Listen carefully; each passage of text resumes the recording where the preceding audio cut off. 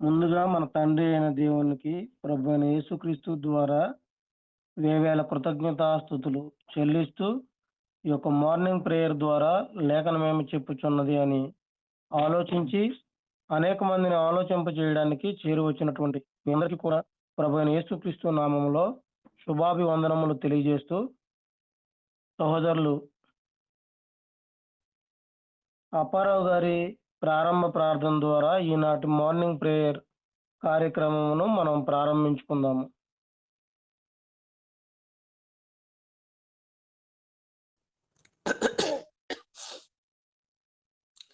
తండ్రి అయిన దేవుడికి కృతజ్ఞతలు. చేరువచ్చినటువంటి మీ అందరికీ కూడా యేసుక్రీస్తు ప్రభు నామములో ఉదయకాలమున వందనాలు, శుభములు తెలియపరుచుకుంటున్నామండి. లేఖనం ఏమి చెప్పుచున్నదనే కార్యక్రమాన్ని ప్రార్థన ద్వారా ప్రారంభించుకుందాం. అందరూ తలలో ఉంచుకుంటే ప్రార్థన. సర్వోన్నతుడవు, మహోన్నతుడవు, మహాగణుడవు, పరిశుద్ధుడు అయిన తండ్రి, మీ ఘనమైన, పరిశుద్ధమైన, బహువిలువైన, శ్రేష్టమైన మీ నామమునకు స్తుతులు, స్తోత్రములు, కృతజ్ఞతాస్తుతులు చెల్లించుకుంటున్నాం. ఈ ఉదయకాలమందునైన ఫోన్ కాంటాక్ట్ ద్వారా మమ్మలను సమకూర్చి, తండ్రి మీ లేఖనమును చదువుకొనుటకు, మీ నామమును ప్రార్థించుకొనుటకు మీరు మా ఎడల చూపించిన ఈ గొప్ప ప్రేమను బట్టి మీకు కృతజ్ఞతలు. ఇటు భాగ్యం లేని వారికి అనుగ్రహించమని ప్రార్థన చేయుచున్నాం. ఈ సమయంలో పాటలు పాడవలసినటువంటి వారికి, వాక్యం చదివినటువంటి వారికి, వాక్యం బోధించినటువంటి వారికి మీ సహాయమును ప్రసాదించండి. జ్ఞానమును, వివేకమును, బలమును, శక్తిని అనుగ్రహించి చక్కగా మీ కార్యక్రమంలో నాయన మేమందరం సంతోషించేలాగా మీ కార్యం జరిగించి మీరే ఘనత మహిమ పొందమని ప్రార్థన చేయుచున్నాం. చేరువచ్చినటువంటి మీ యొక్క సేవకులను, విశ్వాసులను మీరు బహుగా దీవించి ఆశీర్వదించి ఉదయకాల శుభములు అనుగ్రహించి మీరే ఘనత మహిమ పొందమని యేసుక్రీస్తు ప్రభు నామమున ప్రార్థించి అడిగి వేడుకుంటున్నాం తండ్రి. ఆమేన్. వందనాలండి అందరికీ. ప్రార్థన చేసినటువంటి సహోదరులు అప్పారావు గారికి వందనములు తెలియజేస్తూ, మొదటి కీర్తనగా సహోదరులు ప్రసాద్ గారు పాడి వినిపిస్తారు. రెండవ కీర్తనగా సంధ్య పాడి వినిపిస్తుంది. మొదటిగా తండ్రి అయిన దేవునికి కృతజ్ఞతాస్తుతులు చెల్లించుకుంటూ, ఇట్టి అవకాశాన్ని నాకు కలిగించినటువంటి సహోదరులకి వందనాలు తెలియజేసుకుంటూ, చేరి వచ్చిన సహోదరులకు కూడా ప్రభు నాన్న వందనాలు తెలియజేసుకుంటూ, పాట పాడుకుంటూ తండ్రి అయిన దేవుని మహిమపరచుకుందాం. దేవుని యందు నిరీక్షణ నుంచి ఆయనను స్తుతించున ప్రాణమా, దేవుని యందు నిరీక్షణ నుంచి ఆయనను స్తుతించున ప్రాణమా, ఏ అపాయము రాకుండా నిన్ను దేవారాత్రులు కాపాడువాడు, ఏ అపాయము రాకుండా నిన్ను దేవారాత్రులు కాపాడువాడు, ప్రతి క్షణం నీ పక్షముండు రక్షకుడు, ప్రతి క్షణం నీ పక్షముండు రక్షకుడు, దేవుని యందు నిరీక్షణ నుంచి ఆయనను స్తుతించున ప్రాణమా, చీకటిని వెలుగుగా చేసి ఆయననే ముందు పోవువాడు, చీకటిని వెలుగుగా చేసి ఆయననే ముందు పోవువాడు, సత్యమగు జీవమగు మార్గమేసే, సత్యమగు జీవమగు మార్గమేసే, దేవుని యందు నిరీక్షణ నుంచి ఆయనను స్తుతించున ప్రాణమా, తల్లి తన బిడ్డను మరసినను మరువాడు నీ దేవుడు నిన్ను. తల్లి తన బిడ్డను మరసినను మరువాడు నీ దేవుడు నిన్ను. తల్లి కన్నా తండ్రి కన్నా ఉత్తముడు, తల్లి కన్నా తండ్రి కన్నా ఉత్తముడు. దేవుని యందు నిరీక్షణ నుంచి ఆయనను స్తుతించున ప్రాణమా. నీకు సహాయము చేయువాడు సదాదు కొనువాడు ఆయనే. నీకు సహాయము చేయువాడు సదాదు కొనువాడు ఆయనే. ఆధారము ఆదరణ ఆయనలో, ఆధారము ఆదరణ ఆయనలో. దేవుని యందు నిరీక్షణ నుంచి ఆయనను స్తుతించున ప్రాణమా. నీకు విరోధముగా రూపించిన ఏ విధాయుధమును వర్దిల్లదు. నీకు విరోధముగా రూపించిన ఏ విధాయుధమును వర్దిల్లదు. శత్రువులు మిత్రులుగా మారుదురు, శత్రువులు మిత్రులుగా మారెదరు. దేవుని యందు నిరీక్షణ నుంచి ఆయనను స్తుతించున ప్రాణమా. పర్వతములు తొలగిపోయినను తన కృప నిన్ను ఎన్నడు వీడదు. పర్వతములు తొలగిపోయినను తన కృప నిన్ను ఎన్నడు వీడదు. కనికరా సంపన్నుడు నా దేవుడు, కనికరా సంపన్నుడు నా దేవుడు. దేవుని యందు నిరీక్షణ నుంచి ఆయనను స్తుతించున ప్రాణమా. దేవుని యందు నిరీక్షణ నుంచి ఆయనను స్తుతించున ప్రాణమా.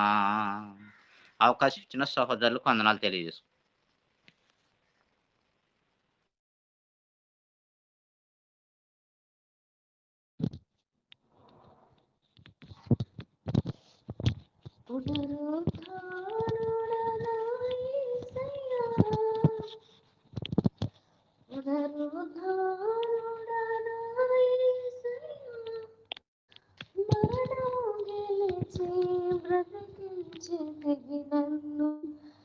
మరణము గెలిచి బ్రతికించేదివి నన్ను.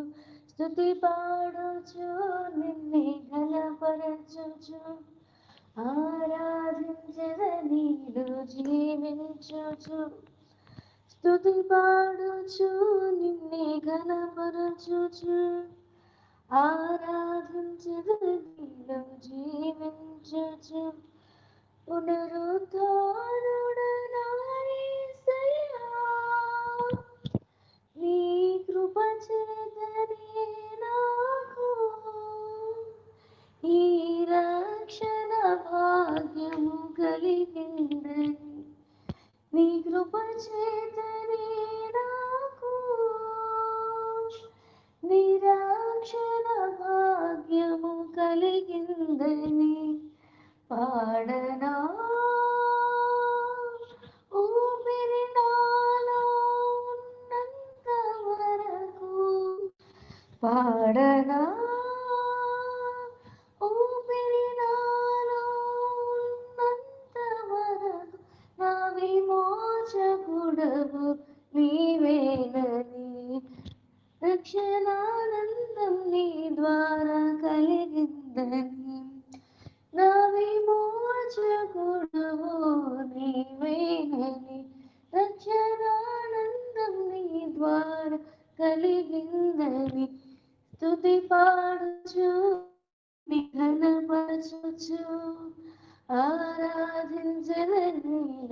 జీవించుచు స్తుతి పాడుచు నిన్నే ఘనపరచుచు ఆరాధించిన నీలో జీవించుచు పునరుద్ధారుడనా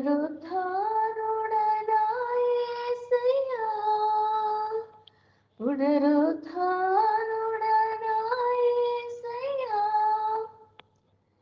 నీ ముందెన్నడూ వెళ్ళని తెలియని మార్గం నాకు ఎదురాయని నే ముందెన్నడూ వెళ్ళని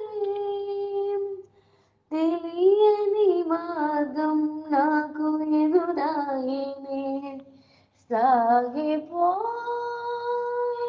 నా సన్నిధి తోడుగా వచ్చునని నా సాగిపో నా సన్నిధి తోడుగా వచ్చునని నీ వాగ్దానమే నన్ను బలపరచెని పరిశుద్ధాత్ముని ద్వారా నడిపించెని నీ వాగ్దానమే నన్ను బలపరచెని పరిశుద్ధాత్ముని ద్వారా నడిపించెని స్తుతి పాడుచు నిన్ను ఘనపరచుచు ఆరాధించెద నీలో జీవించుచు స్తుతి పాడుచు నిన్నే ఘనపరచుచు ఆరాధించెద నీలో జీవించుచు పునరుద్ధారుడనా యేసయ్యా పునరుద్ధారుడనా యేసయ్యా మరణము గెలిచి బ్రతికించితివి నన్ను మరణము గెలిచి బ్రతికించితివి నన్ను స్తుతి పాడుచు నిన్నే ఘనపరచుచు ఆరాధించెద నీలో జీవించుచు స్తుతి పాడుచు నిన్నే ఘనపరచుచు ఆరాధించెద నీలో జీవించుచు పునరుద్ధారుడనా యేసయ్యా. వందనండి. ఇప్పటి వరకు చక్కగా కీర్తనలు పాడి వినిపించినటువంటి సహోదరి అలాగే సహోదరునికి వందనములు తెలియజేస్తూ వాక్య పఠన భాగంగా నిర్గమకాండము 11వ అధ్యాయమును మనం చదువుకుందాము. సహోదరులు స్వామి గారు మొదటి 3 వచనములను చదివి వినిపిస్తారు. తర్వాత 4వ వచనం నుండి 8వ వచనం వరకు సహోదరి శ్రీకళ గారు చదువుతారు. 9, 10 వచనములు సహోదరులు దేవేంద్రుడు గారు చదివి వినిపిస్తారు. తండ్రి అయిన దేవునికి కృతజ్ఞతాస్తుతులు. కూడొచ్చి మీ అందరికీ యేసు ప్రభు నామములో వందనాలండి. నిర్గమకాండము 11వ అధ్యాయము 1. మరియు యెహోవా మోషేతో ఇట్లనెను, ఫరో మీదకిని ఐగుప్తు మీదకిని ఇంకొక తెగులును రప్పించెదను. అటు తర్వాత అతడు ఇక్కడ నుండి మిమ్మును పోనిచ్చును. అతడు మిమ్మును పోనిచ్చినప్పుడు ఇక్కడి నుండి మిమ్మును బొత్తిగా వెళ్ళగొట్టును. కాబట్టి తన చెలికాని యొద్దకు ప్రతి పురుషుడును తన చెలి కత్తిరి యొద్ద ప్రతి స్త్రీయును వెండి నగలు బంగారు నగలను అడిగి తీసుకొనుడని ప్రజలతో చెప్పుము. యెహోవా ప్రజల ఎడల ఐగుప్తీయులకు కటాక్షము చేసెను. అదిగాక ఐగుప్తు దేశములో మోసే అను మనుషుడు ఫరో సేవకుల దృష్టికిని ప్రజల దృష్టికిని మిక్కిలి గొప్ప వాడాయను. వందనండి.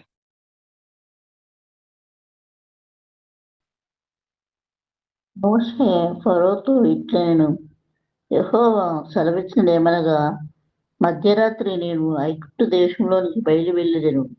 అప్పుడు సింహాసనం మీద కూర్చున్న ఫరో తొలిపిల్ల మొదలుకొని తిరగలి విసురు దాసి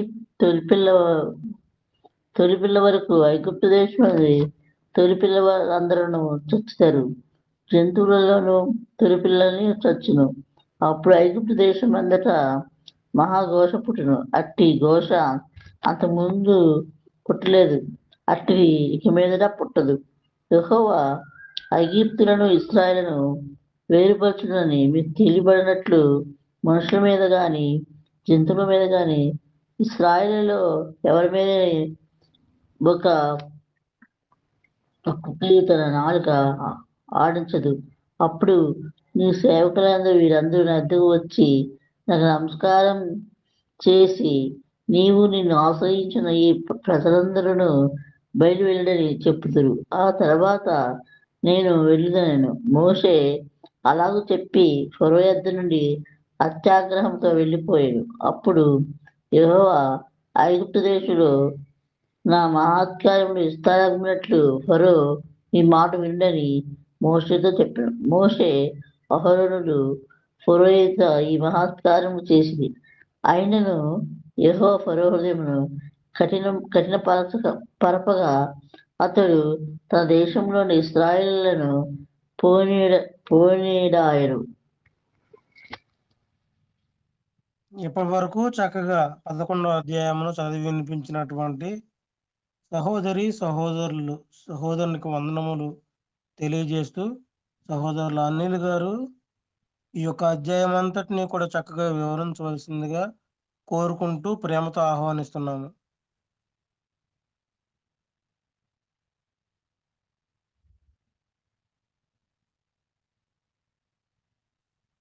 అనిల్ గారు స్పీకర్ ఆన్ చేయలేదు.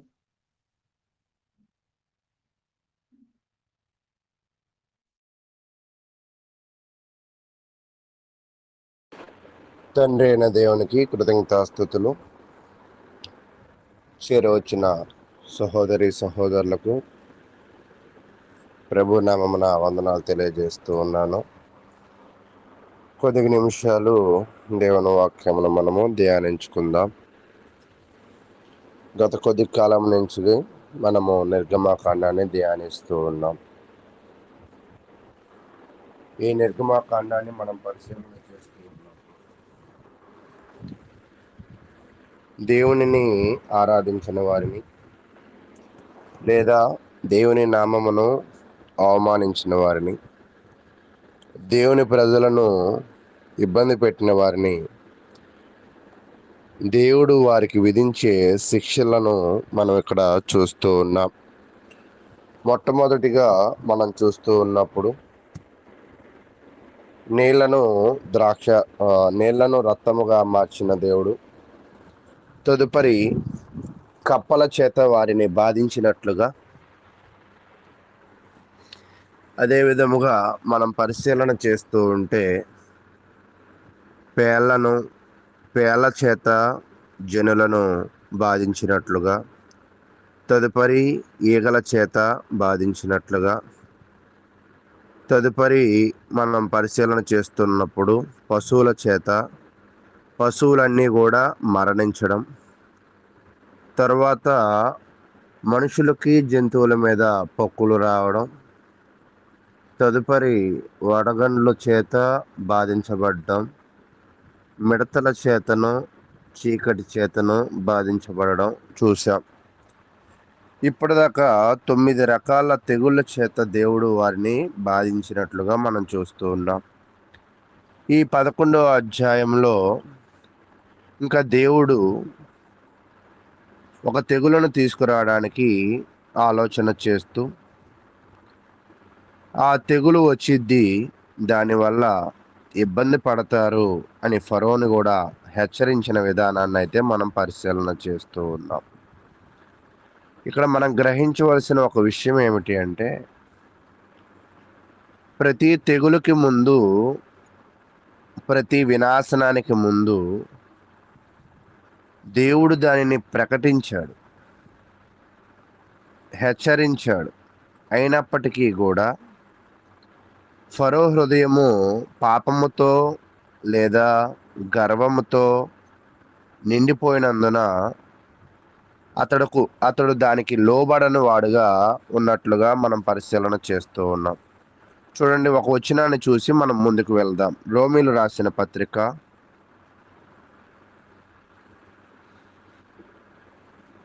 1వ అధ్యాయము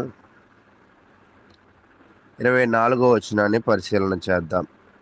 రోమీలు రాసిన పత్రిక 1వ అధ్యాయము 24వ వచనం. ఈ హేతువు చేత వారు తమ హృదయముల దురాశలను అనుసరించి తమ శరీరములను పరస్పరం అవమానపరుచుకున్నట్లు దేవుడు వారిని అపవిత్రతకు అప్పగించును. ఏ వ్యక్తి అయితే దురాశ కలిగి ఉంటాడో, ఏ వ్యక్తి అయితే విగ్రహాలను పూజిస్తాడో, ఆ వ్యక్తులను ఒక్కోసారి దేవుడే వారిని అపవిత్రతకు అప్పగించినట్లుగా మనం చూస్తూ ఉన్నాం. తర్వాత అట్టివారు దేవుని సత్యమును అసత్యమునకు మార్చి సృష్టికర్తకు ప్రతిగా సృష్టమును పూజించి సేవించిరి. యుగముల వరకు ఆయన స్తోత్రార్హుడై ఉన్నాడు. ఆమేన్. ఈ భూమి మీద స్తోత్రార్హుడు, ఘనత పొందగలిగిన వాడు, స్తోత్రము పొందదగిన వాడు ఎవరంటే దేవుడు మాత్రమే. దేవుణ్ణి పక్కన పెట్టి విగ్రహాలను పూజించిన వారికే గాని, దేవుని విడిచిపెట్టి అంటే సత్యమును విడిచిపెట్టి, అంటే ఈరోజు దేవుడు ఎంత ప్రాధాన్యమో దేవుని గురించిన సత్యము కూడా అంతే ప్రాధాన్యం. దానిని విడిచిపెట్టిన వారందరినీ కూడా దేవుడే అపవిత్రతకు అప్పగించాడు. అలాగే మనం పరిశీలన చేస్తున్నప్పుడు అందరూ రక్షింపబడాలని ఆయన ఆశపడుతూ ఉన్నాడు. కానీ జనులు తమ యొక్క దురాశల చేత వ్యర్థమైన వాటి మీద దృష్టి పెడుతూ ఉంటారు. అయితే ఈ 10వ అధ్యాయాన్ని పరిశీలన చేస్తూ ఉన్నప్పుడు ఈ 10వ అధ్యాయంలో చివరిగా ఇంకొక తెగులను తీసుకువస్తా అన్నాడు. చూడండి, నిర్గమాక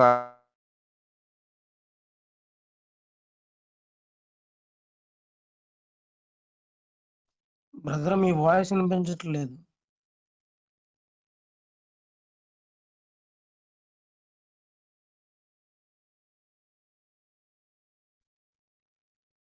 బ్రదర్ మీ వాయిస్ వినిపించట్లేదు. ఒకసారి లెఫ్ట్ అయ్యి మళ్ళీ రాయండి.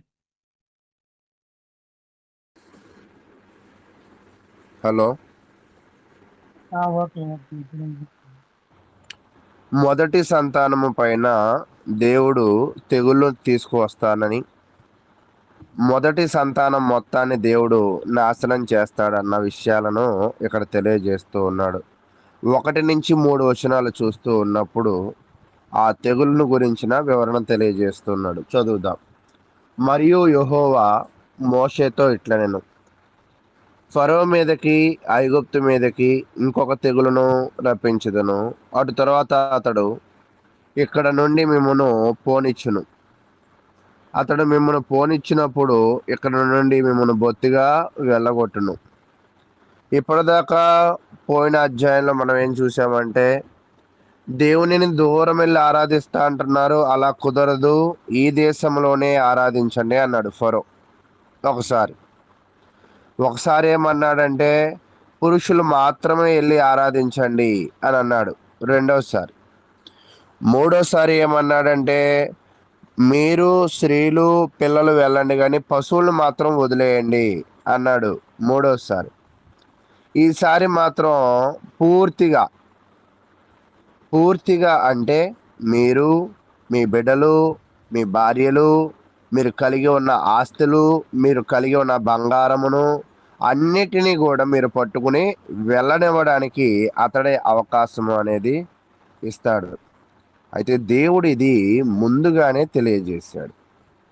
అంటే మీరు ఎలాగ వెళతారు అనే విషయాన్ని ఆయన ఎప్పుడో ముందుగానే తెలియజేసిన పరిస్థితిని అయితే మనం చూస్తూ ఉంటాం. అయితే ప్రియులారా, దేవుడు తనని ప్రేమించిన వారికి ఇచ్చే వాగ్దానాల గురించిన విషయాలను ముందుగానే తెలియజేస్తూ వారిని వెన్నంటే ఉండి నడిపించేవాడిగా దేవుడి గురించిన విషయాలను మనం చూస్తూ ఉన్నాం. చూడండి, ఆదికాండము 15వ అధ్యాయం.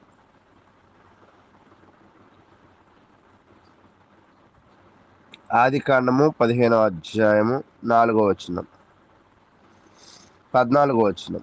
ఆదికాండము 15వ అధ్యాయము 14వ వచనం.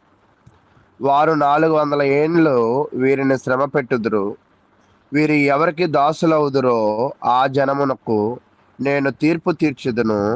తరువాత వారు మిక్కిలి ఆస్తితో బయలుదేరి వచ్చేదరు. అంటే వీళ్ళు వెళ్ళేటప్పుడు మామూలుగా వెళ్ళరు, ఖచ్చితంగా చాలా ఆస్తిని పట్టుకుని వెళ్తారు అనే విషయాన్ని దేవుడు ముందుగానే తెలియజేశాడు.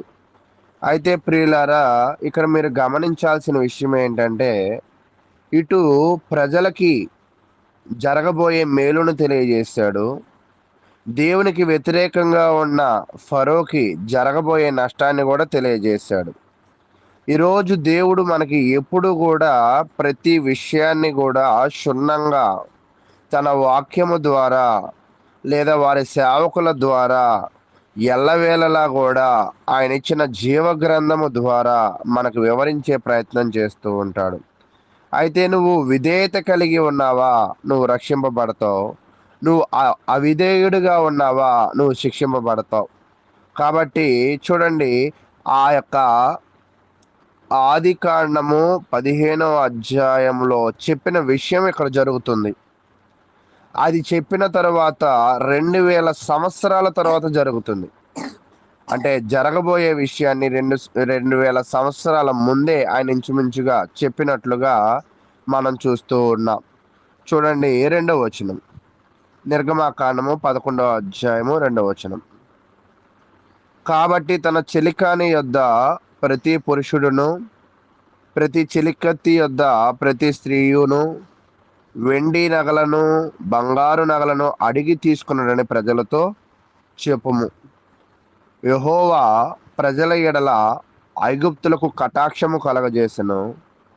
అదిగాక ఐగుప్తు దేశంలో మోషే అనే మనుషుడు ఫరో సేవకుల దృష్టికిని ప్రజల దృష్టికిని మిక్కిలి గొప్పవాడాయన. ఇక్కడ చెప్తున్న విషయం ఏంటంటే, వాళ్ళు బయలుదేరేటప్పుడు ఊరికినే వెళ్ళొద్దు, ఇరుగు పొరుగు వారి దగ్గర అందరి దగ్గర కూడా సమృద్ధిగా బంగారాన్ని తీసుకుని బయలుదేరాలి అన్నారు. బంగారాన్ని అడిగితే ఇరుగు పొరుగు ఎందుకు ఇస్తారు? కానీ దేవుడు అడగమంటున్నాడు. ఎందుకు అడగమంటున్నాడంటే అక్కడ చెప్తూ ఉన్నాడు 3వ వచనంలో, ఫరో సేవకుల దృష్టికిని ప్రజల దృష్టికిని మిక్కిలి గొప్పవాడాయను. మీకు గతంలో కూడా నేను తెలియజేశా. ఏం తెలియజేశానంటే, ఫరో సేవకులందరూ కూడా మోషేకి భయపడుతున్నారు. ఫరో జనాభా అంతా కూడా దేవుని మాటకి భయపడి వారి పశువులు వడగండ్ల చేత ఎక్కడ చచ్చిపోతాయా, వారి పనివాళ్ళు ఎక్కడ చచ్చిపోతారో జాగ్రత్త పడుతూ ఉన్నారు. కాబట్టి ఫరో జనులకు ఫరో సేవకులకు ఉన్న ఒక రకమైన బుద్ధి ఈ ఫరోకి లేదు. కాబట్టి అడిగితే ఖచ్చితంగా ఇప్పుడు దేవుని పక్షాన వాళ్ళు కలిగి ఉన్నది ఖచ్చితంగా తీసి ఇచ్చేవారిగా ఉంటారు. అయితే 4వ వచనం. మోషే ఫరోతో ఇట్లనెను, యెహోవా సెలవిచ్చినది ఏమనగా, మధ్యరాత్రి నేను ఐగుప్తు దేశంలోనికి బయలు వెళ్ళెదను. అప్పుడు సింహాసనం మీద కూర్చున్న ఫరో తొలిపిల్ల మొదలుకొని తిరగల విసురు దాసి తొలిపిల్ల వరకు ఐగుప్తు దేశం మందలి తొలిపిల్లలందరూ చచ్చుదురు, జంతువులలోనూ తొలిపిల్లలన్నీ చచ్చును. ఇక్కడ ప్రతి దానికి కూడా 11వ అధ్యాయంలో ఉన్న ప్రతి పాయింట్కి కూడా చరిత్ర ఎంతగానో ఆధారమై ఉంది. ఎలా ఆధారమై ఉందంటే, వాళ్ళు బంగారాన్ని పట్టుకెళ్తారన్న విషయాన్ని ముందే చెప్పాడు. ఇక్కడ తొలిపిల్లలు చచ్చిపోతున్నారు కదా, దీనికి ఆధారం ఏమిటి అంటే మీకు నేను గతంలో కూడా చెప్పాను. నిర్గమాకాండము 2వ అధ్యాయంలో ఏం జరిగిందంటే, 1వ అధ్యాయంలో ఏం జరిగిందంటే, ఇశ్రాయేలీల యొక్క బిడ్డలను వారి మంత్రసానుల చేతను లేదా తన యొక్క సైన్యము చేతను తన యొక్క జనము చేతను వారి యొక్క మగబిడ్డలను వీరు నాశనం చేశారు. ఒక రకంగా దేవుడు దీని ప్రతీకార చర్యగా వీరి యొక్క బిడ్డలను దేవుడు చంపుతున్నాడు. అయితే చంపడమే కాదు, ఇక్కడ మనం పరిశీలన చేస్తూ ఉన్నప్పుడు ఐగుప్తు దేశపు దేవతలు, దేవుళ్ళు, విగ్రహాలు ఇక్కడ నిజదేవుని యొక్క శక్తిని ఆపలేకపోతున్నారు. జీవ మరణాలు ఆ యొక్క విగ్రహాల చేతిలో ఉంటాయి అని అనుకున్న ఐగుప్తు జనాలకి జీవ మరణాలు సూక్ష్మమైనది మొదలుకొని మరణము వరకు ప్రతిదీ కూడా చేతిలో ఉంటుంది అని ఇక్కడ యెహోవా నిరూపించుకుంటున్న పరిస్థితిని అయితే మనం చూస్తూ ఉన్నాం. కాబట్టి ప్రియులారా, ఇదంతా కూడా దేవుడు చేయడానికి గల కారణము తన బిడ్డలను విడిపించడము మొదటిది, తనని అవమానపరిచి అగౌరవపరిచిన వారికి దేవుడు తన శక్తిని చాటి చెప్పడము 2 మనం చూస్తూ ఉన్నాం. అయితే ఇప్పుడు దేవుడు అంటున్నాడు, ఇప్పుడు ఏ కుక్క కూడా మీ మీద మొరగదు, మీరు ధైర్యంగా బంగారాన్ని పట్టుకుని చక్కగా మీరు వెళ్ళడానికి ప్రయత్నం చేయండి అని చెప్తూ ఉన్నాడు. చూడండి 7వ వచనం, యెహోవా ఐగుప్తీయులను ఇశ్రాయేలులను వేరుపరచునని మీకు తెలియబడినట్లు మనుషుల మీద కానీ జంతువుల మీద కానీ ఇశ్రాయేలులో ఎవరి మీదైనను ఒక కుక్కయు తన నాలుకను ఆడించదు. కాబట్టి ప్రియులారా, ఇప్పటిదాకా ఎన్నో శ్రమలు అనుభవించారు, ఎన్నో మాటలను అనుభవించారు. కానీ దేవుడు ఇప్పుడు మోషే చేత వీళ్ళకి ఒక విముక్తిని కలిగిస్తున్న సందర్భాన్ని అయితే మనం చూస్తూ ఉన్నాం. అయితే ప్రియులారా, దేవుడు అనుమతి లేనిదే ఈ భూమి మీద ఏది జరగదు. ఇప్పటిదాకా వాళ్ళు అనిపించుకోవడానికి లేదా ఆ బాధలు అనుభవించడానికి ఏర్పాటు చేయబడ్డారు. ఇక వారిని అనడానికి ఎవ్వరికి అవకాశం లేకుండా దేవుడు వారిని తీర్పు తీర్చినట్లుగా అయితే మనం చూస్తూ ఉన్నాం. అయితే 8వ వచనాన్ని చూద్దాం. అప్పుడు నీ సేవకులైన వీరందరూ నా యొద్దకు వచ్చి నాకు నమస్కారం చేసి నీవును నిన్ను ఆశ్రయించున్న ఈ ప్రజల అందరూ బయలు వెళ్ళుడని చెప్పుదురు. ఆ తర్వాత నేను వెళ్ళుదనను. మోషే అలాగు చెప్పి ఫరో యొద్ద నుండి అత్యాగ్రహముతో వెళ్ళిపోయాడు. కాబట్టి ప్రియులారా, మోషే చేత దేవుడు ఫరోకి ఏది చెప్పాలో అది చెప్పించాడు. అయ్యా, నీ హృదయం కఠినంగా ఉంది, అయితే దేవుడు ఈసారి మరొక తెగులు తీసుకొస్తాడు. ఆ తెగులలో మనుషులు మొదలుకొని జంతువుల దాకా ప్రథమ కుమారులు చనిపోతారు. చనిపోయిన తర్వాత నువ్వే మమ్మల్ని పంపిస్తావు, ఇంకా మాట్లాడడానికి నీ నోటి మాటలు రావు. మేము వెళ్ళేటప్పుడు ఉట్టి చేతులతో అయితే మేము వెళ్ళము, మేము ఖచ్చితంగా ధారాళమైన ఆస్తిని కూడబెట్టుకుని మేము వెళ్ళేవారిగా ఉంటాము అని ఫరో మోషేకి తెలియజేస్తున్న విషయాన్ని అయితే చూస్తూ ఉన్నాం. అయితే ధారాళమైన ఆస్తిని పట్టుకెళ్తారు అనేది అప్పుడు చెప్పడం కాదు, కానీ ఆయన ముందుగా మోషేకు కూడా తెలియజేశాడు. ఇంతక అబ్రహాముకు తెలియజేసిన విధానాన్ని చూసాం కదా, ఇప్పుడు మోషేకు చెప్పిన విధానాన్ని చూద్దాం. నిర్గమకాండము 3వ అధ్యాయం 22వ వచనాన్ని మనం పరిశీలన చేద్దాం. నిర్గమకాండము 3వ అధ్యాయము 22వ వచనం, ప్రతి స్త్రీయు తన పొరుగు దానిని తన ఇంట నుండి దానిని వెండి నగలను బంగారు నగలను వస్త్రములను ఇమ్మని అడిగి తీసుకుని మీరు వాటిని మీ కుమారులకును మీ కుమార్తెలకును ధరింపజేసి ఐగుప్తులను దోచుకుందరనెను. అయితే ప్రియులారా, దేవుడు మాట తప్పని వాడు, ఆయన నమ్మదగిన వాడు. ఆయన ఇచ్చిన వాగ్దానాలను నిలబెట్టుకోగలిగిన వాడు. ఏ వాగ్దానం అయితే అబ్రహాముకి ఇచ్చాడో, ఏ విషయం అయితే మోషేకి చెప్పాడో దానిని జరిగించేదాకా ఆయన దానిని విడిచిపెట్టని వాడుగా ఉంటాడని దీనిని బట్టి అయితే మనం నేర్చుకోవాలి. ఆయన ఏదైతే చెప్తాడో స్పష్టంగా అదే చేసేవాడిగా ఉంటాడు. అయితే ప్రియులారా, దేవుడు చెప్పినట్లుగానే ఈ ప్రజల యొక్క పరిస్థితులను మోషే ఫరోకి మరలా వివరించి తెలియజేస్తూ ఉన్నాడు. 9వ వచనం, అప్పుడు ఐగుప్తు దేశంలో నా మహత్కార్యములు విస్తారమవునట్లు ఫరో మీ మాట వినుడని మోషేతో చెప్పెను. 10వ వచనం, మోషే అహరోనులు ఫరో ఎదుట ఈ మహత్కార్యములను చేసిరి, అయినను యెహోవా ఫరో హృదయమును కఠినపరపగా అతడు తన దేశములో నుండి ఇశ్రాయేలులను పోనీడాయెను. అయితే ప్రియులారా, ఇప్పటిదాకా చేసిన వాటిని బట్టి నువ్వు పోనించలేదు కానీ ఈసారి జరిగే తెగులు నుంచి ఖచ్చితంగా పోనిస్తాడని తెలియజేస్తూ గతంలో అతను కలిగి ఉన్న కఠిన స్వభావాన్ని తెలియజేస్తూ ఉన్నాడు. ఈరోజు మానవ మాతృలుగా ఉన్న మనము కూడా ఒక్కోసారి కళ్ళ ముందు చాలా జరుగుతూ ఉంటాయి, చెవులోకి చాలా వినబడుతూ ఉంటాయి, కానీ చాలా మనము కఠినంగా ఉంటూ ఉంటాం. అలా కాకుండా మనము ఎప్పుడూ కూడా దేవుని మాటను గ్రహించి ఆ గ్రహించిన దానిని బట్టి మన జీవన శైలిని అమర్చుకునే వారిగా ఉండాలి. ఫరో తన యొక్క జనాంగము ఇన్ని బాధలు అనుభవించడానికి, మీరు చూడండి, కుటుంబంలో ఒకడు గొప్పవాడైతే చాలు కుటుంబాన్ని మొత్తాన్ని గొప్పతనంలోకి తీసుకొస్తాడు. దానికి నిదర్శనము యోసేపు దేవుని ఆత్మ కలిగిన వాడు కాబట్టి యోసేపును బట్టి కుటుంబం అంతా కూడా గొప్ప స్థితికి వచ్చింది.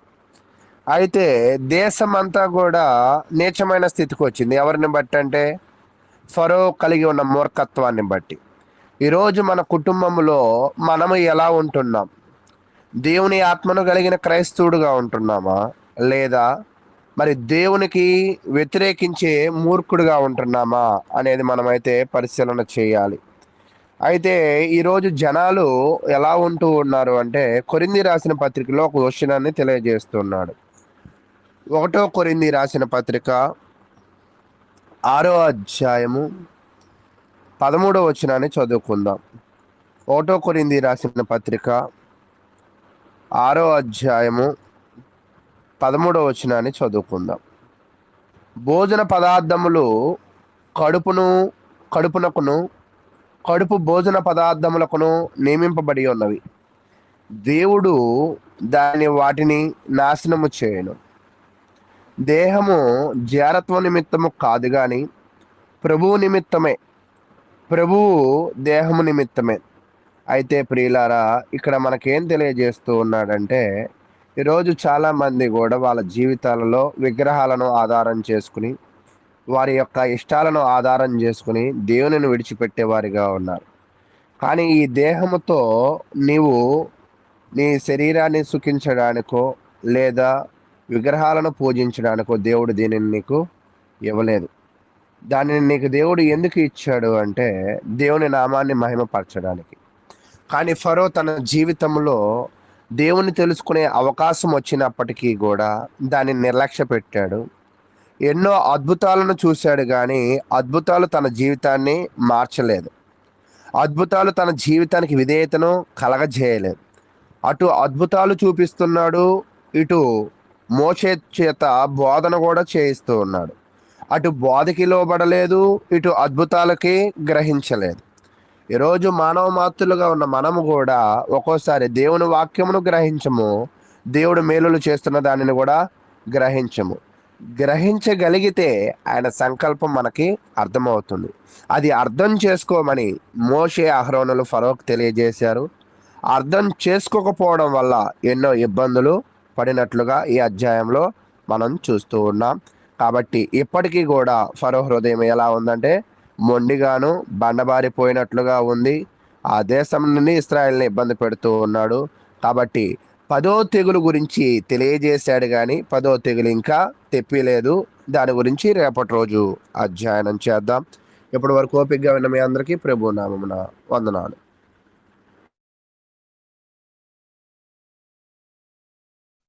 ఇప్పటి వరకు చక్కగా అలాగే ప్రతిరోజు కూడా ఈ విధంగా అధ్యాయమును చక్కగా వివరిస్తూ వస్తున్నటువంటి సోదరులు అనిల్ గారికి ప్రత్యేకంగా వందనములు తెలియజేస్తూ ఇప్పటి వరకు జరిగినటువంటి కార్యక్రమం అంతటి విషయమై అలాగే తదుపరి దేవకరణ గారి మెసేజ్ కొరకు కూడా ప్రార్థన చేయవలసిందిగా సహోదరులు యేసుపాదం గారిని ప్రేమతో ఆహ్వానిస్తున్నాము.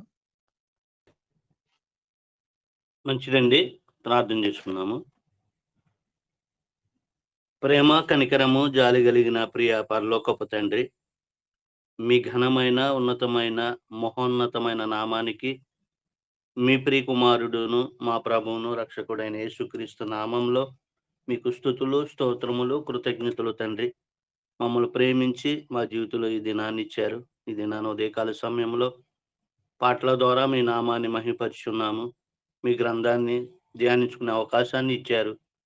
అలాగే మీ యొక్క దాసుల ద్వారా నిర్గమాకాండంలో ఉన్నటువంటి విషయాలు, మా పితరులతో మీరు చేసినటువంటి వాగ్దానాలు, ఆ వాగ్దానాలు మీరు నాయన ఒక్కొక్కటి నెరవేర్చుకుంటూ ఆయన మా పితరుల పట్ల మీరు చేసినటువంటి ఉపకారాన్ని మేలును బట్టి వాటిని గుర్తు చేసుకుంటూ మేము నాయన గ్రంథాన్ని ధ్యానిస్తున్నాం తండ్రి. మీ దాసుల ద్వారా మంచి విషయాలు మాకు తెలియజేశారు. అలాగే నాయన నేటి క్రైస్తవులైనటువంటి మాకు నాయన మరి మేలుకరంగా ఉండేటువంటి విధానంగా బోధించిన విధానాన్ని బట్టి మీ స్తుతులు తండ్రి. అలాగే మీ యొక్క దాసులు మరి దేవకరణ గారు కూడా మరి క్రీస్తు యొక్క దైవత్వాన్ని మాకు బోధిస్తూ చక్కని విషయాలు మరి తెలియజేస్తున్నారు. వారు ఏమైతే మీ గ్రంథంలో నుంచి మీరు ఇచ్చినటువంటి సామర్థ్యాన్ని బట్టి మరి చెప్పడానికి సిద్ధంగా ఉన్నారో మరి చెప్పేటువంటి విషయాలు మరి స్పష్టంగా మాకు తెలియజేయటానికి మేము మంచిగా ఉన్నట్టుగా అర్థం చేసుకునేటువంటి జ్ఞానాన్ని మాకును దయచేయమని కోరుకుంటూ ఈ మనవులు మీ ప్రియకుమారుడును మా ప్రభువును రక్షకుడైన యేసుక్రీస్తు నామంలో ఈ మనవులన్నీ అడిగి వేడుకొనుచున్న ప్రియ పరలోకపు తండ్రి, ఆమేన్. చక్కగా ప్రార్థన చేసినటువంటి సహోదరులు యేసుపాదం గారికి వందనములు తెలియజేస్తూ సహోదరులు దేవకరణ గారు వారికి ఇవ్వబడినటువంటి సమయం అంతటిని కూడా సంపూర్ణంగా వినియోగించుకోవాలని కోరుకుంటూ ప్రేమతో ఆహ్వానిస్తున్నాము. మహాపరిశుద్ధుడును మహోన్నతుడునైన మన తండ్రి అయిన దేవునికి ఈ ఉదయకాల సమయంలో నా హృదయపూర్వక కృతజ్ఞతాస్తుతులు చెల్లిస్తూ ఉన్నాను. అలాగుననే లేఖనమేమి చెప్పుచున్నది అను వేదిక ద్వారా ఈ యొక్క సమయంలో వాక్యం వింటున్న నా ప్రియ సహోదరి సహోదరులందరికీ నా హృదయపూర్వక వందనములు తెలియజేయచ్చు ఉన్నాను. ప్రియులారా, గడిచిన దినము మనము గత జన్మ అలాగే పునర్జన్మ అనే రెండు విషయాలను గురించి చెప్పుకున్నాం. పునర్జన్మ అనేది ఒక వ్యక్తి యొక్క జీవితంలో ఎలా సంభవిస్తుంది, ఒక వ్యక్తి ఏ విధముగా పునర్జన్మ యొక్క అనుభవంలోనికి వస్తాడు, పునర్జన్మను పొందుతాడు అనే సంగతులను మనము నేర్చుకున్నాం. ఈరోజు పునర్జన్మ ద్వారా మన జీవితంలో లేక ఆ అనుభవాన్ని పొందిన వ్యక్తి యొక్క జీవితంలో దేవుడు అనుగ్రహించే కొన్ని మార్పులను మనము ఈరోజు చూడబోతున్నాం.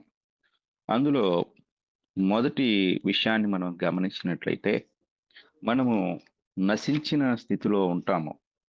రక్షణ పొందకముందు, పునర్జన్మ అనుభవాన్ని పొందకముందు నశించిన స్థితిలో ఉన్న మనలని ఆయన రక్షణ పొందే స్థితిలోనికి, రక్షించబడిన స్థితిలోనికి ఆయన మనల్ని తీసుకొని వస్తాడు. మార్కు సువార్త 16వ అధ్యాయము 16వ వచనాన్ని మనం చదువుకున్నట్లయితే ఈ మాట కనపడుతుంది.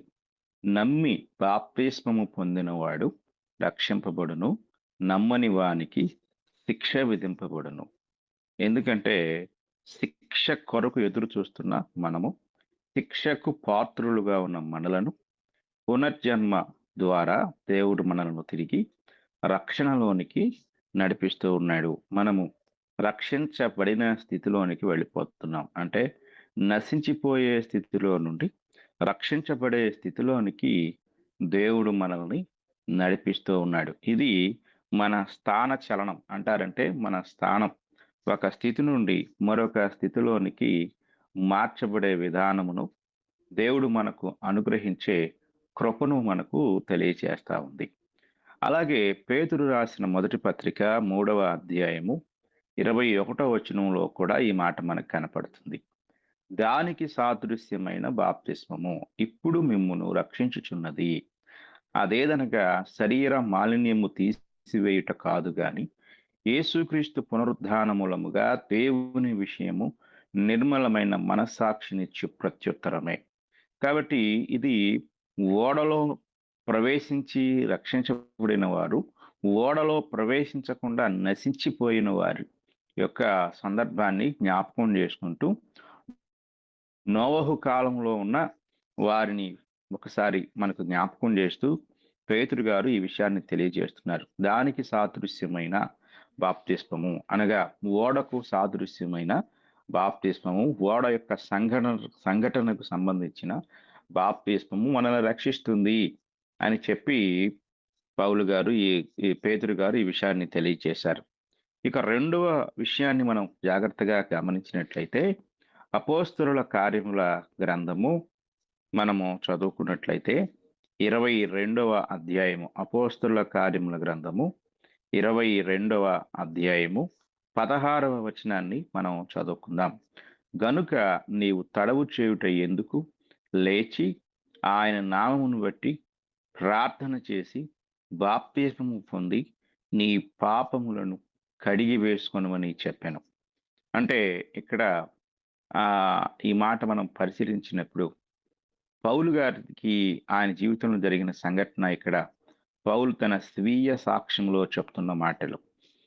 పాప స్థితి నుండి, అంటే పాపముతో ముంచబడిన స్థితి నుండి, పాపముతో కప్పబడిన స్థితి నుండి తిరిగి కడగబడిన స్థితిలోనికి అనగా నూతన పరచబడిన స్థితిలోనికి దేవుడు మనల్ని ఈ యొక్క పునర్జన్మ అనుభవం ద్వారా నడిపిస్తూ ఉన్నాడు.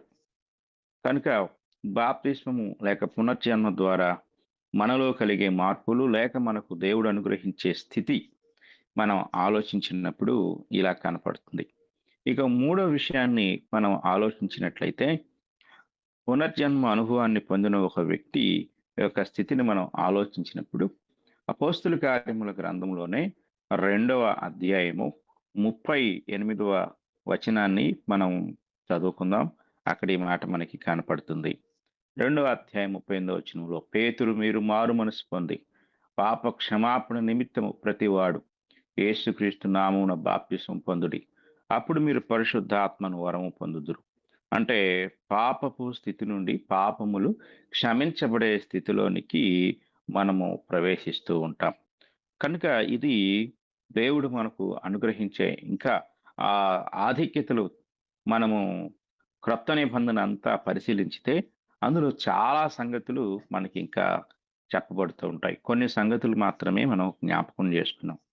ఇక మనం రెండో విషయాన్ని ఆలోచించినట్లయితే మనకు కలిగే మరొక గొప్ప మార్పు ఏమిటి అంటే మనము నూతన స్థితి పొందుతాం, అంటే నూతన పరచబడతాం. అపోస్తున్న పౌలు గారు గలతీయులకు రాసిన పత్రిక మనం చదువుకున్నట్లయితే అందులో 6వ అధ్యాయము 15వ వచనము ఇలా తెలియజేస్తుంది. క్రొత్త సృష్టి పొందుటయే గాని సున్నతి పొందుటయందేమీ లేదు, పొందకపోవటయందేమీ లేదు. కనుక గలతీ ప్రాంతంలో ఉన్న క్రైస్తవులను కొంతమంది అబద్ధ బోధకులు వచ్చి మీరు బాప్తిసం పొందితే పొందారు కానీ మరలా మీరు సున్నతి పొందవలసిన వారై ఉన్నారు అని వారిని హెచ్చరించినప్పుడు పౌలు గారు ఈ మాటలు రాస్తూ క్రొత్త సృష్టి అంటే బాప్తిస్మము ద్వారా మనము క్రొత్త సృష్టి పొందుతాము, అదే గాని సున్నతి పొందకపోయినా ఏమీ లేదు అని చెప్పి వారిని హెచ్చరిస్తూ ఉంటాడు. అంటే ఒక వ్యక్తి నూతన స్థితిలోనికి వెళ్ళిపోతున్నాడు, నూతన సృష్టి అవుతున్నాడు. ఇక రెండో విషయాన్ని మనం జాగ్రత్తగా గమనించితే క్రొత్తగా జన్మించిన ఈ వ్యక్తి కొరకు దేవుడు ఒక క్రొత్త ఆహారాన్ని సిద్ధపరిచాడు. ఆ క్రొత్త ఆహారం ఏమిటనేది మనం చూస్తే యోహాను సువార్త 6వ అధ్యాయము 54వ వచనం నుండి మనం చదువుకున్నప్పుడు అక్కడ ఈ మాట కనపడుతుంది. నా శరీరము తిని నా రక్తము త్రాగువాడే నిత్య జీవము గలవాడు, అంత్య దినమున నేను వానిని లేపుదును. నా శరీరము నిజమైన ఆహారమును, నా రక్తము నిజమైన పానమునైనది. నా శరీరము తిని నా రక్తము త్రాగువాడు నా యందును నేను వాని యందును నిలిచియుందుము. జీవము గల తండ్రి నన్ను పంపిన గనుక నేను తండ్రి మూలముగా జీవించుచున్నట్టే నన్ను తినువాడును నా మూలముగా జీవించును. ఇదే పరలోకము నుండి దిగి వచ్చిన ఆహారము. పితరులు మన్నాను తినియు చనిపోయినట్టు కాదు, ఈ ఆహారము తినువాడు ఎల్లప్పుడూ జీవించునని నిశ్చయముగా మీతో చెప్పుచున్నాను. అనగా నూతన సృష్టి అయిన మనకు దేవుడు నూతన ఆహారాన్ని కూడా అనుగ్రహించారు.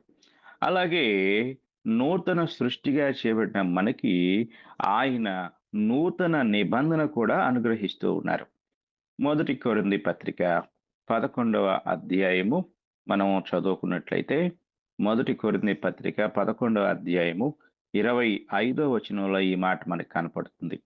దానిని విరిచి ఇది మీ కొరకైన నా శరీరము, నన్ను జ్ఞాపకం చేసుకున్నటకై దీనిని చేయుడని చెప్పాను. ఆ ప్రకారమే భోజనమైన పిమ్మట ఆయన పాత్రను ఎత్తుకుని, ఈ పాత్ర నా రక్తము వలనైన క్రొత్త నిబంధన, మీరు దీనిలోని త్రాగునప్పుడల్లా నన్ను జ్ఞాపకం చేసుకున్నటకై దీనిని చేయుడని చెప్పాను. కనుక క్రొత్త సృష్టి చేయబడిన వారు లేక పునర్జన్మ అనుభవాన్ని పొందిన వారు, వారు నూతన నిబంధనకు చెందినవారు. ఎందుకు వారు నూతన నిబంధనకు చెందినవారు అంటే, పాత నిబంధనలో దేవుడు ఇశ్రాయేలీల కొరకు ఒక బలి విధానాన్ని అనుమతించారు. ఆ అనుమతించబడిన బలి విధానము ఎడ్ల యొక్కయో మేకల యొక్కయో బలి, జంతువుల బలి. కానీ ఇక్కడ దేవుడు మనకు అంటే మనలను రక్షించటానికి ఆయన నూతన బలి విధానాన్ని ప్రవేశపెట్టారు. అది హెబ్రీలకు రాసిన పత్రిక 9వ అధ్యాయము 25వ వచనంలో మనకి కనపడుతూ ఉంది. అంతేకాదు ప్రధాన యాజకుడు ప్రతి సంవత్సరము తనది కాని రక్తం తీసుకుని పరిశుద్ధ స్థలంలోనికి ప్రవేశించినట్లు ఆయన అనేక పర్యాయములు తన్ను తాను అర్పించుకున్నట్టుకు ప్రవేశింపలేదు. అట్లైన యెడల జగత్తు పునాది వేయబడినది మొదలుకొని ఆయన అనేక పర్యాయములు శ్రమ పడవలసి వచ్చును. అయితే ఆయన యుగముల సమాప్తి యందు తన్ను తానే బలిగా అర్పించుకున్నట వలన పాప నివారణ చేయుటకై ఒక్కసారి ప్రత్యక్షపరచబడెను. కాబట్టి మన కోసము దేవుడు ఒక నూతన బలి అర్పించాడు. ఆ నూతన బలి ప్రభు అయిన యేసుక్రీస్తు వారు అయి ఉన్నారు. ఇక 5వదిగా మన కొరకు అనగా క్రొత్తగా జన్మించిన వారి కొరకు దేవుడు ఒక నూతన దేవాలయాన్ని ఏర్పాటు చేశాడు. ఈ నూతన దేవాలయాన్ని గురించి మనం ఆలోచిస్తే ఎఫెసీయులకు రాసిన పత్రిక 2వ అధ్యాయము 20వ వచనంలో మనకి ఈ దేవాలయం కనపడుతుంది. క్రీస్తు యేసే ముఖ్యమైన మూలరాయి అయి ఉండగా అపోస్తులను ప్రవక్తలను వేసిన పునాది మీద మీరు కట్టబడి ఉన్నారు. ప్రతి కట్టడమును ఆయనలో చక్కగా అమర్చబడి ప్రభువునందు పరిశుద్ధమైన దేవాలయముగుటకు వృద్ధి పొందుచున్నది. ఆయనలో మీరు కూడా ఆత్మమూలముగా దేవునికి నివాస స్థలమైనటకు కట్టబడుచున్నారు. కనుక ఇది దేవుడు మనకు అనుగ్రహించిన ఒక గొప్ప దేవాలయం. కనుక నూతన సృష్టి, నూతన ఆహారము, నూతన నిబంధన, నూతన బలి, నూతన దేవాలయం ఎవరికి అంటే నూతన స్థితి పొందిన వారికి.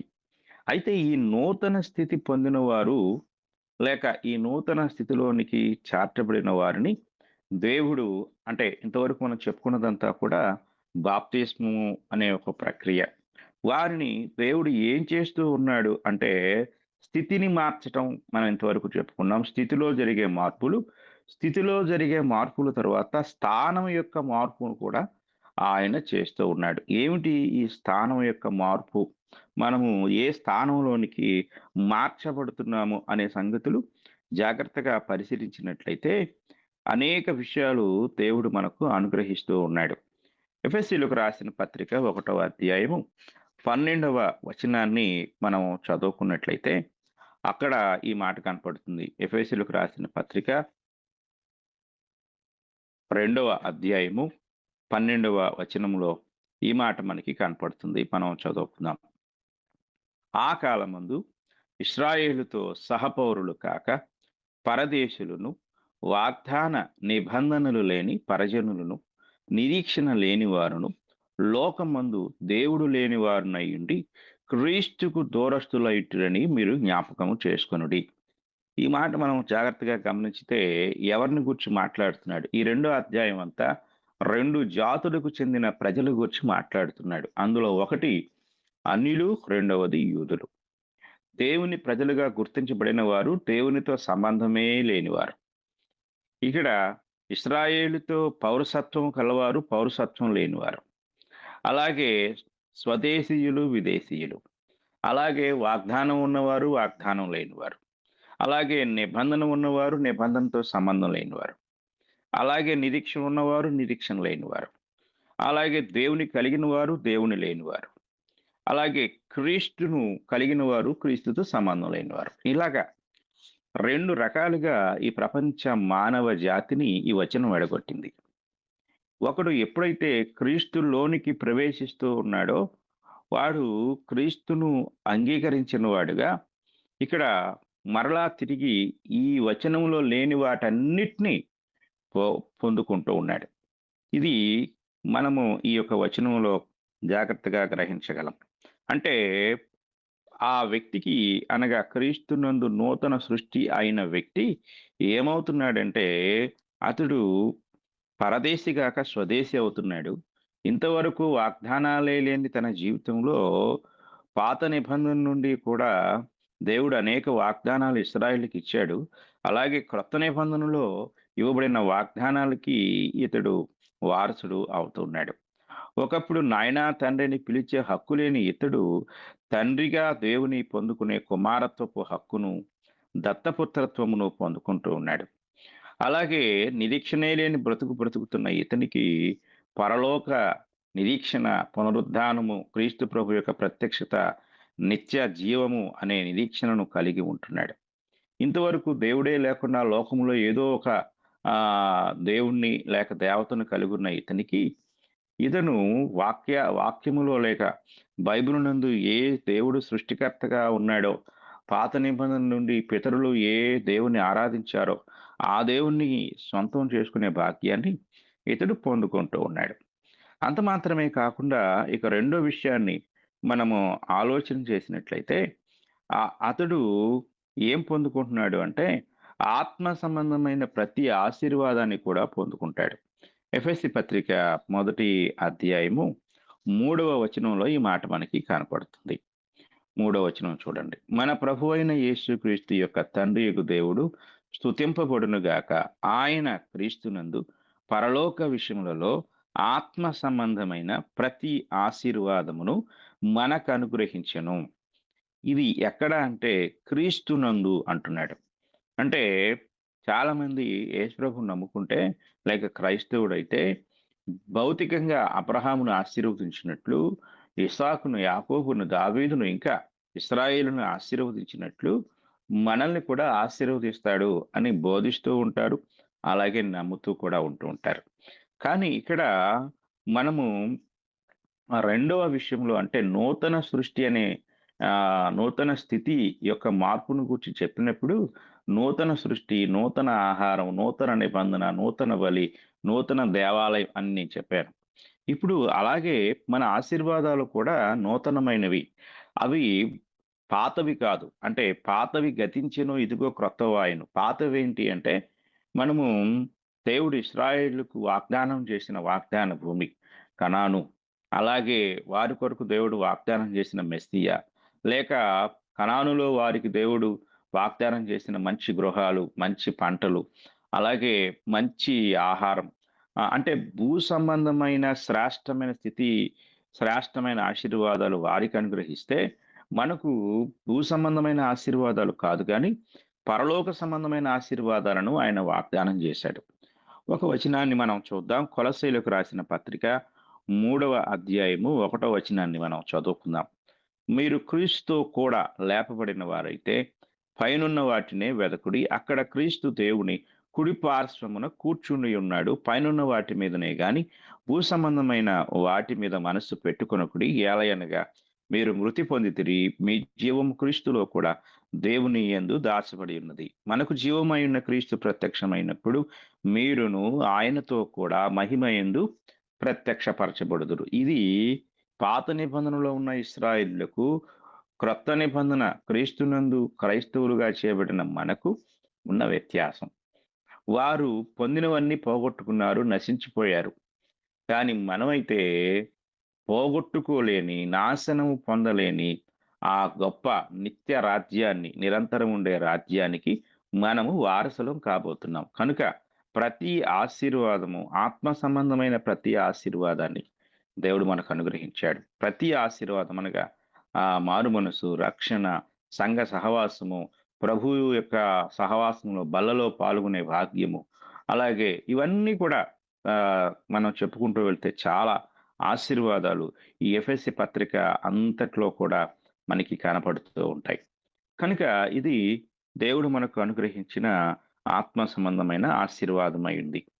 ఇక మూడో విషయాన్ని మనం ఆలోచించినట్లయితే, క్రీస్తులోనికి లేక క్రీస్తు యొక్క శరీరంలోనికి, అంటే స్థితి మార్పు అన్నమాట.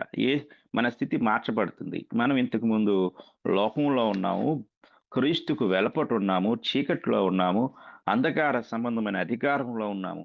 దీని అంతటి నుండి దేవుడు మనల్ని డైరెక్ట్గా తీసుకొని వెళ్ళి క్రీస్తులోనికి మనల్ని ప్రవేశింపచేస్తూ ఉన్నాడు. రోమీలకు రాసిన పత్రిక 6వ అధ్యాయాన్ని మనం చదువుకున్నట్లయితే, 6వ అధ్యాయము మనము 3వ వచనాన్ని చదువుకుందాం. 3వ వచనం చూడండి. క్రీస్తు యేసులోనికి బాప్తిస్మము పొందిన మనమందరము ఆయన మరణములోనికి బాప్తిస్మము పొందితమని మీరు ఎరుగరా అంటాడు. అంటే ఇక్కడ ఒక వ్యక్తి క్రీస్తు యేసులోనికి అనే మాట ఉపయోగించబడుతుంది. ఇంగ్లీష్లో ఏముంటుందంటే baptised in to Jesus Christ అనే మాట. అంటే మనం బ్యాప్టైజ్డ్ అవుతున్నాం అనగా బాప్తిస్మం పొందుతున్నాము. ఎక్కడికంటే ఇన్ టు అనగా క్రీస్తులోనికి, లోపలికి. అంటే ఇక్కడ మనం ఒక స్పృహ కలిగి ఉండాలి. పౌలు గారు ఈ మాటలు చెప్పేటప్పటికీ అక్కడున్న వారికి దీని గురించి పెద్దగా ఆలోచించవలసిన అవసరం లేదు. కానీ 2000 సంవత్సరాల తర్వాత జరిగిన మార్పులను బట్టి మనము ఈ వచనాన్ని జాగ్రత్తగా ఆలోచించవలసిన వారమై ఉన్నాం. మనము ఈ మాటలు పరిశీలించినప్పుడు, ఈ సంగతులను ఆలోచిస్తూ ఉన్నప్పుడు, క్రీస్తులోనికి బాప్తిస్మమే ఒక వ్యక్తిని పునర్జన్మ అనుభవానికి నడిపిస్తుంది. అంటే క్రీస్తులోనికి బాప్తిస్మము అంటే అందరూ క్రీస్తులోనికి బాప్తిస్మం పొందుతున్నారా అంటే కొందరు పొందలేకపోతున్నారు, కొందరు పొందగలుగుతున్నారు. క్రీస్తులోనికి అన్న మాటకి మనం అర్థాన్ని జాగ్రత్తగా పరిశీలన చేసినట్లయితే, క్రీస్తు ప్రభువు యొక్క శరీరములోనికి అనే దాన్ని మనం ఇక్కడ అర్థం చేసుకోవాలి. క్రీస్తు ప్రభు యొక్క శరీరము అనేది ఏమిటి అనే దాన్ని గురించి మనం ఆలోచన చేసినప్పుడు, పౌలు గారు క్రీస్తు శరీరము అనగా ఏంటో ఎంతో స్పష్టమైన అవగాహన లేక స్పష్టమైన జవాబు ఆయన మనకి తెలియచేస్తూ ఉన్నాడు. దీని గురించి గలతీ పత్రిక 3వ అధ్యాయము 27వ వచనంలో తెలియచేస్తూ, క్రీస్తులోనికి బాప్తిస్మము పొందిన మీరందరూ క్రీస్తును ధరించుకొని ఉన్నారు అని అక్కడ కూడా చెప్పడం జరిగింది. ఏమిటి క్రీస్తులోనికి అనగా క్రీస్తు యొక్క శరీరములోనికి. రోమీలకు రాసిన పత్రిక 12వ అధ్యాయము మనం చదువుకుందాం. రోమీలకు రాసిన పత్రిక 12వ అధ్యాయము 5వ వచనాన్ని మనం చదువుకుంటే, అలాగే అనేకులమైన మనము క్రీస్తులో, మనం ఇందాక 2 వచనాలు ఏం చూసాం, క్రీస్తులోనికి. ఇప్పుడు అంటున్నాడు క్రీస్తులో ఒక్క శరీరముగా ఉండి. చూడండి, ఈ మాట కూడా మనం గమనించినట్లయితే ఇంగ్లీష్లో ఇన్ క్రైస్ట్ అంటాడు. వన్ బాడీ ఇన్ క్రైస్ట్ అంటే మనము క్రీస్తులో ఒక్క శరీరముగా ఉండి ఒకరికొకరము ప్రత్యేకముగా అవయవములమై ఉన్నాము. అనగా క్రొత్త జన్మ అనుభవాన్ని పొందే వ్యక్తి క్రీస్తులోనికి బాప్తిస్మము పొందవలసిన వాడై ఉన్నాడు. క్రీస్తులోనికి అనగా ఆయన శరీరములోనికి మనం విశ్వసించవలసిన వారమై ఉన్నాం. నేను క్రీస్తు శరీరములోనికి బాప్తిస్మము పొందాలి, క్రీస్తు శరీరములో ప్రవేశించాలి. క్రీస్తు శరీరం అంటే ఏంటో ముందు అవగాహన కలిగి, ఆ క్రీస్తు శరీరములోనికి ఒక వ్యక్తి ప్రవేశించడం ద్వారా అతడు నూతన సృష్టి చేయబడతాడు. నూతన సృష్టిగా మార్చబడతాడు. మనం చెప్పుకున్న ఆ ముందు చెప్పుకున్న ఫలితాలన్నీ అతని జీవితంలో నెరవేర్చబడతాయి. ఎప్పుడు అంటే మొదట ఇది జరిగినప్పుడు. ఏది జరగాలి?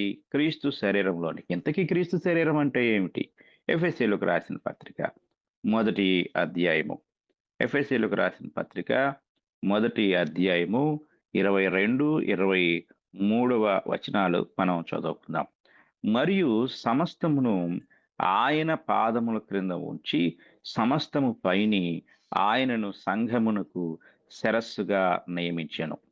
ఆ సంఘము ఆయన శరీరము. సమస్తమును పూర్తిగా నింపుచున్నవాని సంపూర్ణత అయి ఉన్నది. ఇక్కడ అలంకార భాషలో సంఘాన్ని క్రీస్తు యొక్క దేహముగా లేక క్రీస్తు యొక్క శరీరముగా ఆయన చెప్తూ ఉన్నాడు. సంఘము ఆయన యొక్క శరీరమైనప్పుడు ఆ ఆ యొక్క శరీరం ఉన్న వారిని ఆయన అవయవాలుగా పోల్చి చెప్తూ ఉన్నాడు. అంటే ఒక వ్యక్తి క్రీస్తు యొక్క శరీరము అనబడిన సంఘములోనికి క్రీస్తు ద్వారానే ప్రవేశించాలి. ఈరోజు కొన్ని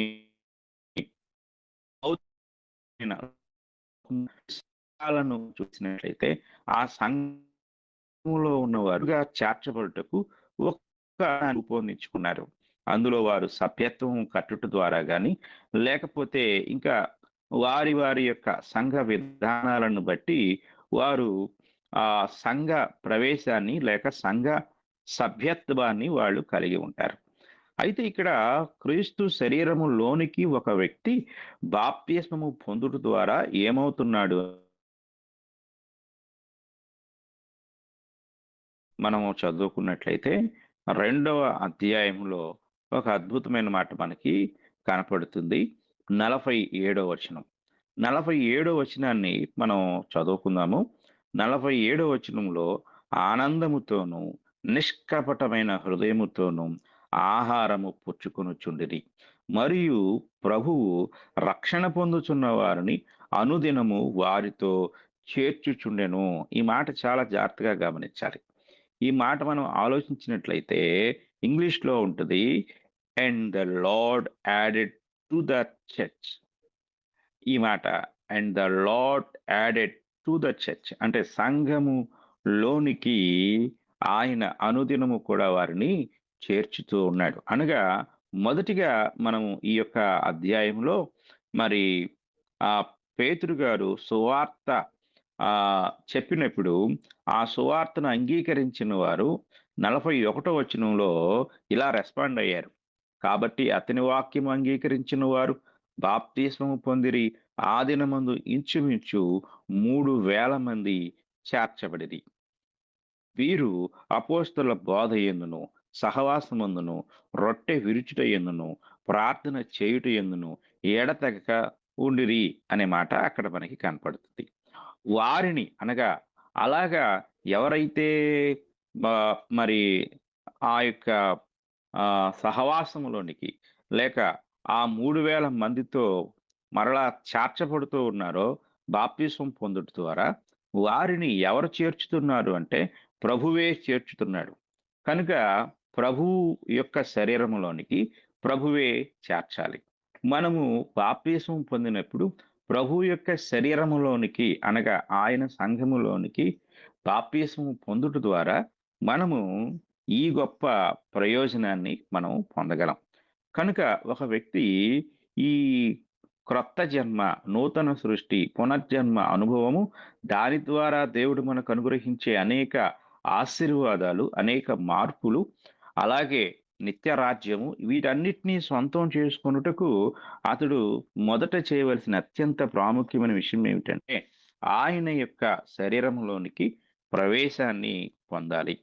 ఆయన శరీరములోనికి మనము చేర్చబడవలసిన వారమై ఉన్నాము.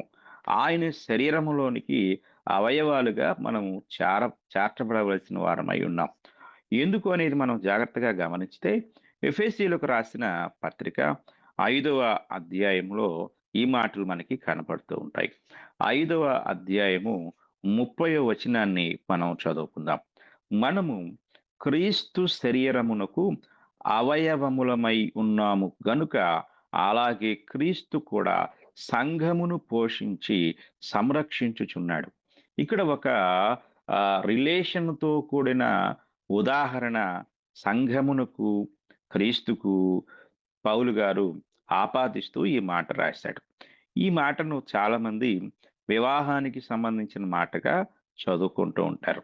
చూడండి, మనం ఎఫెసీ పత్రిక 5వ అధ్యాయము 22వ వచనం నుండి చదువుకున్నట్లయితే, స్త్రీలారా ప్రభువునకు వలె మీ సొంత పురుషులకు లోబడియుండుడి.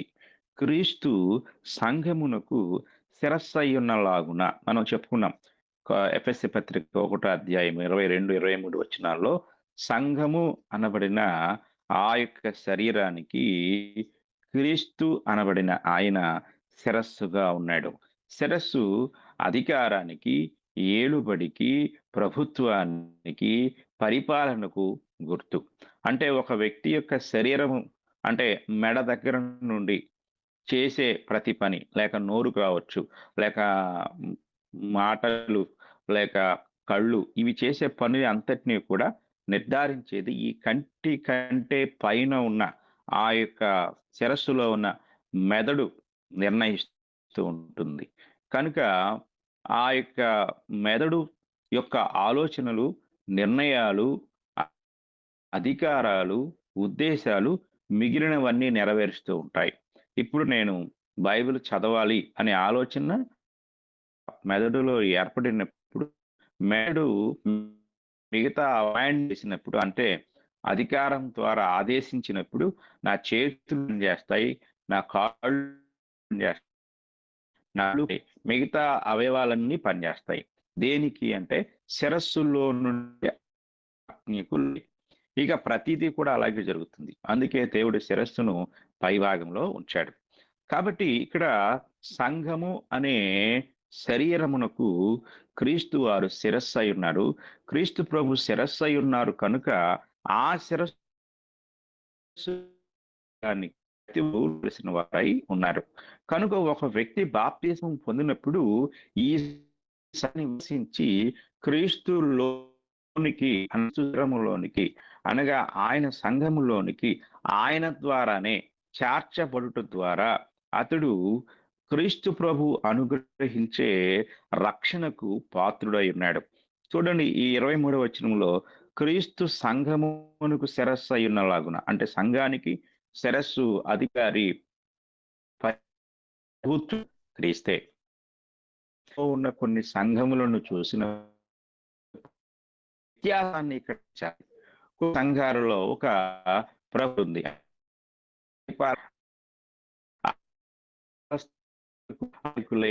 అధికారులుగా ఉంటూ ఉంటారు. వారు దానిని వారికి అనుకూలంగా నడిపిస్తూ ఉంటారు. కానీ క్రొత్త నిబంధన మనకు బయలుపరిచిన ఈ యొక్క శరీరము అనబడిన సంఘానికి క్రీస్తే అధికారిగా ఆయన ఒక చట్టాన్ని ఇచ్చాడు. ఆ చట్టం క్రొత్త నిబంధన. ఒకవేళ ఈరోజు నేను క్రీస్తు శరీరంలో ఉన్నాను అనుకుంటే, క్రీస్తు అనుగ్రహించిన చట్టం అనగా క్రొత్త నిబంధన యొక్క విధానం ద్వారా మనము పరిపాలించబడాలి. సంఘములో క్రొత్త నిబంధన పరిపాలన జరిగినప్పుడు ఆ సంఘము క్రీస్తుదై ఉంటుంది. అంత మాత్రమే కాదు, సడన్ గా క్రీస్తు ఈ లోకానికి వచ్చినప్పుడు ఈ సంఘము ప్రత్యక్షపరచబడలేదు, కానీ అది యుగములకు పూర్వమే అనగా జగత్తు పునాది వేయబడక ముందే, అనగా క్రీస్తు ప్రభువారు ఈ లోకానికి రాకమునుపే దేవుడు తన అనాది సంకల్పంలో సంఘమును నిర్ణయించి ఉన్నాడు. ఆ తరువాత అనేక మంది ప్రవక్తల ద్వారా ఆయన దానిని ప్రవచించుకుంటూ వచ్చాడు. సమూయేలు ప్రవక్త, అలాగే ఇంకా మనం ముందుకు దావీదు ప్రవక్త, అలాగే ఇంకా అనేక మంది ప్రవక్తలు, యెషయా, ఇర్మియా, మీకా, జకరియా, మలాకి, వీళ్ళందరూ కూడా ఆ పాత నిబంధనలో ఆ సంఘాన్ని, ఆ సంఘ చట్టాన్ని, ఆ సంఘంలో జరిగే ఆరాధనను, ఆ సంఘము ద్వారా కలిగే రక్షణను, అవన్నీ కూడా అనేక వేల సంవత్సరాల నుండి ప్రవచించుకుంటూ వచ్చారు. ఆఖరి ప్రవక్త ఎవరు అంటే మన ప్రభు అయిన యేసుక్రీస్తు వారు కూడా ఆయన మరణించక ముందు ఒక ప్రవచనాన్ని చెప్పాడు. మత్తయి సువార్త 16వ అధ్యాయము 18వ వచనంలో పేతురుతో ఆయన చెప్తున్న మాట, మరియు నీవు పేతురువు, ఈ బండ మీద నా సంఘమును కట్టుదును, పాతాళ లోక ద్వారములు దాని ఎదుట నిలువ నేరమని నేను మీతో చెప్పుచున్నాను. కాబట్టి ఇక్కడ పేతురుతో ముందుగా ప్రభువు వాగ్దానం చేస్తున్నాడు. ఆయన మరణించిన తరువాత పెంతెకోస్తు పండుగ నాడు యెరూషలేములో లక్షలాది మంది యూదుల మధ్య పేతురు యోవేలు మొదలుకొని ఎందరో ప్రవచనాలను అపోస్తులకైన 2వ అధ్యాయంలో ఆయన ఉటంకిస్తూ వాటన్నిటి యొక్క నెరవేర్పు ఈ రోజు ఇక్కడ జరుగుతా ఉంది అని చెప్పినప్పుడు మొదటిగా ఆ ప్రవచనాలన్నీ వారి పితరుల ద్వారా లేక వారి పితరుల కాలము నుండి విన్న చదువుకున్న అనేక మంది యూదులు విధేయులై 3,000 మంది రక్షణ పొందుట ద్వారా మొట్టమొదటిగా క్రీస్తు శరీరము అనబడిన సంఘము అక్కడ ప్రత్యక్షమైంది.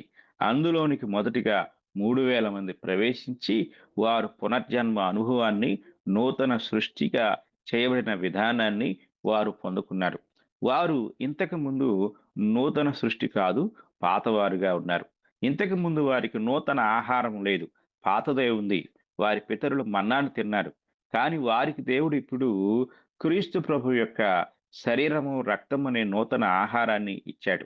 అలాగే వారు ఇంతవరకు మోషే ద్వారా దేవుడు సీనాయి కొండ దగ్గర ఇచ్చిన పాత నిబంధన యొక్క నియమాలకు, విధులకు, కట్టలకు అన్నిటికీ లోనై ఉన్నారు. కానీ ఇప్పుడు వారు క్రీస్తులోనికి ప్రవేశించడం ద్వారా వారు నూతన నిబంధనకు వారసులైపోయారు. ఇక పాత నిబంధన వారికి సంబంధం లేదు.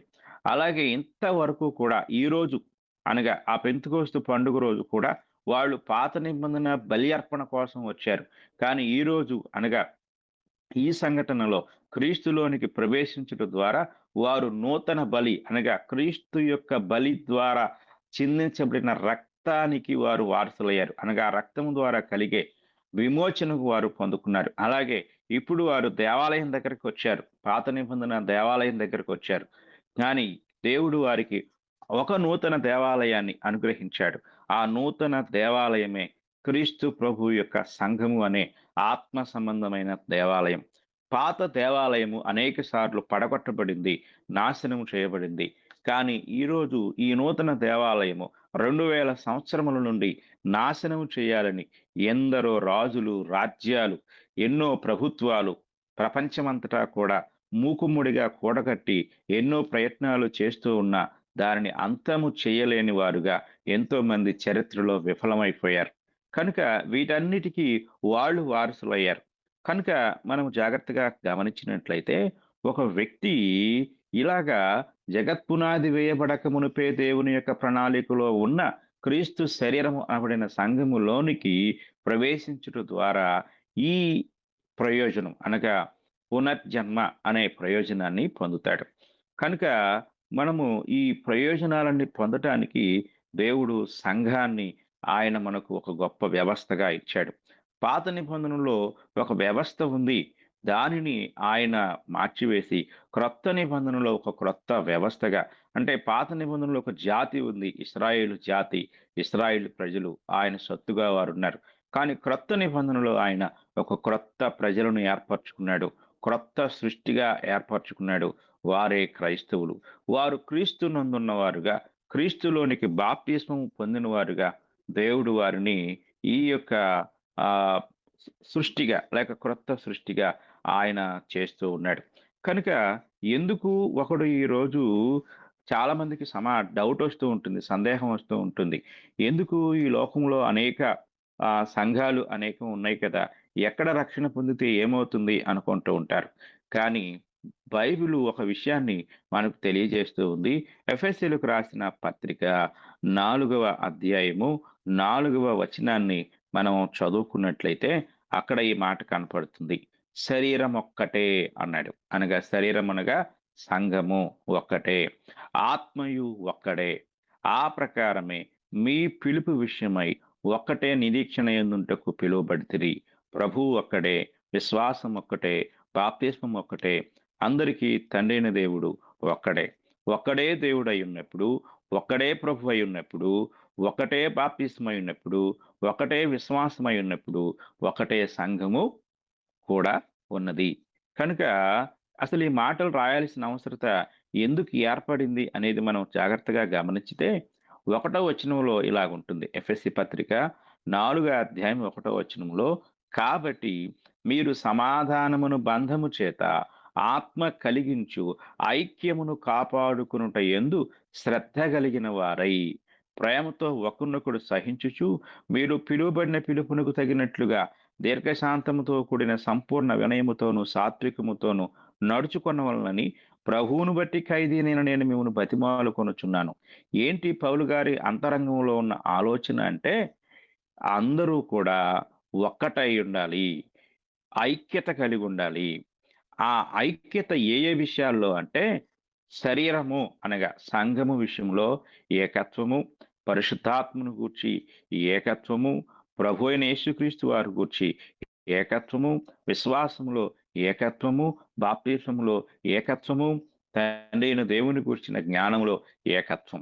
వీటన్నిటి విషయాల్లో ఒక వ్యక్తి ఏకత్వంలోనికి ప్రవేశించినప్పుడు అతడు ఏమవుతాడు అంటే, క్రీస్తు అనుగ్రహించు ప్రతి ఆశీర్వాదమునకు అతడు పాత్రుడు అవుతాడు. అలాగే క్రీస్తు ఆ యొక్క అంతటి గొప్ప స్థితి మనకు అనుగ్రహించారు. ఎందుకు మనము ఈ విషయాలని గ్రహించాలి అంటే, అపోస్తలుల కార్యముల గ్రంథము 20వ అధ్యాయము మనం పరిశీలించినప్పుడు 28వ వచనంలో ఒక మాట మనకి కనపడుతుంది. దేవుడు మూల భాషలో ఉంటుంది. అనేక ప్రాచీన ప్రతుల్లో ప్రభువు అని పాఠాంతరం అని ఉంటుంది. మీరు చూడండి. తన స్వరక్తమిచ్చి సంపాదించిన తన సంఘమును కాయుటకు అంటాడు. అంటే క్రీస్తు ప్రభువారు సంఘం కోసం ఆయన ప్రాణం పెట్టాడు, రక్తం కార్చాడు. ఇది సంపాదించిన అనే మాట జాగ్రత్తగా మనం పరిశీలన చేసినట్లయితే, యేసుక్రీస్తు వారు ఆయన దాని కొరకు ఆయన తన యొక్క రక్తాన్ని ఇచ్చాడు. ఆయన తన రక్తాన్ని ఇచ్చుట ద్వారా దాన్ని కొనుక్కున్నాడు. రక్తం ఇచ్చి కొనుక్కున్నవాడు. ఒక వ్యక్తి కొన్నప్పుడు మనం ఆయన సొత్తు అవుతాం. కనుక ఒక వ్యక్తి ఇక్కడ స్వరక్తమిచ్చి సంపాదించిన సంఘం కనుక ఆ సంఘము ఆయన పేరుతో పిలువబడుతుంది. మనం ఓ షాపుకి వెళ్ళి ఒక వస్తువును కొన్నప్పుడు బిల్లు మన పేరు మీద ఉంటుంది, ఇంకా షాపు వ్యక్తి యొక్క పేరు మీద ఉండదు. మనం కొనక ముందు అది షాపుకు చెందినదై ఉంటుంది, కొన్న తర్వాత పేరు మన పేరు మీదకి మార్చబడుతుంది. లోకంలో అపవాది కింద, పాపం కింద సాతాను యొక్క సొత్తుగా ఉన్న మనలను క్రీస్తు తన రక్తం ఇచ్చి కొన్నాడు. కాబట్టి క్రీస్తు మనమందరము కూడా క్రీస్తు సొత్తు అయి ఉన్నాం. మీరు విలువ పెట్టి కొనబడిన వారు అని పౌలు గారు కొరింథీయులకు రాస్తూ ఉంటాడు. కనుక మనల్ని ఎవరు కొనుక్కున్నారు? క్రీస్తే. మన కోసం ప్రాణం పెట్టింది క్రీస్తే. ఈ లోకానికి వచ్చింది క్రీస్తే. మరణించి తిరిగి లేచింది క్రీస్తే. ఆయన నామంలోనే రక్షణ, ఆయన నామంలోనే స్వస్థత, ఆయన నామంలోనే పాప విమోచన, ఆయన నామంలోనే ప్రతి ఆశీర్వాదం. ఆఖరికి ఆయన మరలా మన కొరకు రాబోతున్నాడు. మనల్ని తన యొక్క సింహాసనం మీద కూర్చోబెట్టడానికి ఆయన రాబోతున్నాడు. అంటే మనల్ని మరలా వచ్చి తీసుకుని వెళ్ళేది కూడా ఆయనే. పరలోకంలో స్వాస్థ్యాన్ని సిద్ధపరిచేవాడు కూడా ఆయనే. తీర్పు తీర్చేవాడు కూడా ఆయనే. కనుక ఇన్ని ఆధిక్యతలు క్రీస్తుకు దేవుడు అనుగ్రహించి ఈ లోకానికి పంపించి ఈ పరిపాలన వ్యవస్థ అంతా ఏర్పాటు చేసి సంఘము అనే ఒక వ్యవస్థలోనికి బయట ఉన్నవారిని అనగా లోకంలో చీకట్లో అంధకారంలో ఉన్న వారిని అందరినీ ఆయన తన స్వరక్తము చేత పవిత్రపరిచి పరిశుద్ధపరిచి తన సొత్తైన ప్రజలుగా చేసుకున్నారు. కనుక సంఘము ఆయన సొత్తు. కనుక సంఘము ఆయన పేరుతో దేవుడు రిజిస్టర్ చేసేసాడు. కనుక ఆయన పేరుని అనగా మనము ధరించుకొని ఆయన లోనికి మనము ప్రవేశించి ఆయన ఇచ్చిన క్రొత్త నిబంధన, ఈనాటికి చాలా మంది పాత నిబంధన అనుసరిస్తూ ఉంటారు, క్రైస్తవులుగా చెప్పబడుతూ లేక క్రైస్తవులుగా మార్చబడుతూ. కనుక పాతవి గతించును అనే మాటలోనే ఆ పాత నిబంధన, ఆ పాత నియమాలు, ఆ పాతవన్నీ అసలు దేవుడు ఆ పాతది ఎవరికి అనుగ్రహించాడు అనేది కూడా చాలా మందికి తెలియదు. ఆ పాతది ఇశ్రాయేలుకు అనుగ్రహించాడు, క్రొత్తది మనకు అనుగ్రహించాడు. దేవుని చిత్తమైతే మరొకసారి మనము పాత నిబంధనకు, క్రొత్త నిబంధనకున్న వ్యత్యాసాన్ని ఒకరోజు మనము ధ్యానిద్దాం. కనుక మీరు ఆ యొక్క పునర్జన్మ అనుభవాన్ని, పునర్జన్మ ద్వారా పొందే ఆశీర్వాదాలని మీరు పొందాలి అంటే ఈ సత్యాన్ని ఎరగవలసిన వారుగా ప్రేమపూర్వకంగా నేను మీకు తెలియజేస్తూ ఉన్నాను. ఒకవేళ ఈ యొక్క పాఠానికి సంబంధించి మీకు ఎలాంటి సందేహాలున్నా మరి వివరంగా మీకు తెలియజేయగలనని నేను తెలియజేస్తూ, ఇంతవరకు శ్రద్ధగా విన్న మీ అందరికీ కూడా నా హృదయపూర్వక వందనములు తెలియజేస్తూ ఈ మాటలు ముగిస్తూ ఉన్నాను. అందరికీ వందనాలు.